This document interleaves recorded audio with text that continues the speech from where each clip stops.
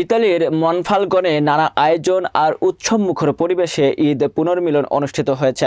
বিস্তারিত দেখুন ইতালি প্রতিনিধি মোল্লা মনিরুজ্জামান মনিরের পাঠানো প্রতিবেদনে।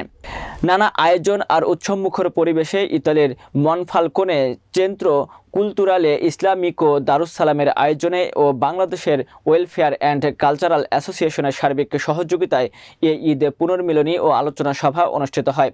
জিয়াউর রহমান খান সোহেলের পরিচালনায় অনুষ্ঠানে সভাপতিত্ব করেন নুরুল আমিন খন্দকার। আমরা কি পরিশ্রম করি, আমরা যে পরিশ্রম করি লোহা লট, আমরা এই যে পরিশ্রম করি, এই পরিশ্রমগুলি আমরা ছেলে মেয়েরা দেখতে হবে যে আমার আব্বা এই কাজ করে, আমার আব্বা এই কাজ করে, এত কষ্ট করে, এই কষ্ট আমি করব না। এবং আমাকে মানুষ হইতে হবে, আমাকে শিক্ষিত হইতে হবে, আমি এই কাজ করব না, আমি এই ফিনকান্তির ইঞ্জিনিয়ার হতে হবে। এই জন্য আমরা স্বচক্ষে তাদেরকে দেখানোর জন্য এবছর আমরা একটা ট্যুর দিব, লাভরা দিব, যেদিকে কাজ করা হয় তারা ঘুরে আমরা দেখবো, দেখা।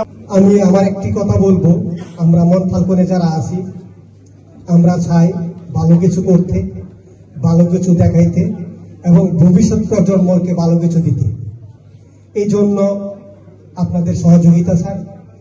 আপনারা মাথায় যখন ভালো ভালো জিনিস আসবে, যখন ভালো চিন্তা করবেন, সেই চিন্তাগুলি যদি আমাদের মাঝে শেয়ার করেন